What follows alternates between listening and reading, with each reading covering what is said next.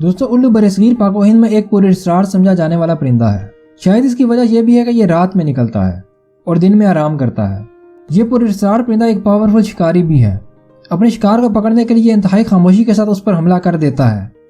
بعض اوقات اس کے حملے کی زد میں ایگل بھی آ جاتا ہے، اور اگر کسی علاقے میں یہ دونوں موجود ہوں تو پھر دن رات ان دونوں کی جھڑپیں چلتی رہتی ہیں۔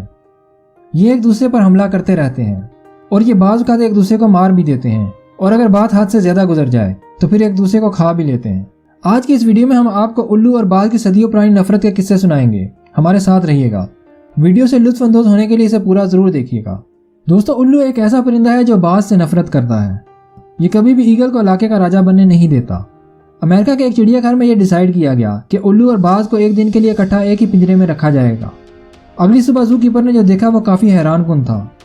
باز مار چکا تھا اور الو اس پر پنجے جمائے فاتحانہ انداز میں بیٹھا تھا۔ الو باز سے اتنی زیادہ نفرت کرتا ہے کہ اسے جب بھی موقع ملتا ہے یہ باز کے بچوں کو مار کر اس کا گھونسلہ توڑ دیتا ہے۔ باز کا یہ کئی مہینوں کی محنت سے بنائے گئے باز کے گھونسلے پر قبضہ بھی کر لیتا ہے، جسے دوبارہ حاصل کرنے کے لیے باز کو اس سے جنگ کرنی پڑتی ہے۔ الو کا سب سے بڑا ہتھیار اس کے پروں کی بناوٹ ہوتی ہے۔ دوسرے پرندوں کی طرح اس کے اڑنے کی آواز نہیں آتی۔ یہ ایک ہی جگہ بیٹھے ہوئے اپنی گردن پیچھے کی طرف موڑ سکتا ہے۔ یہ دن میں آرام کرتا ہے۔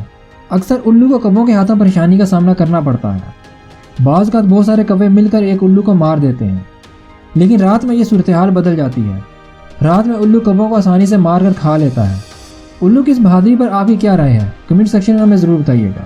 اگر ویڈیو پسند آئے تو لائک کر کے چینل کو سبسکرائب ضرور کیجیے گا۔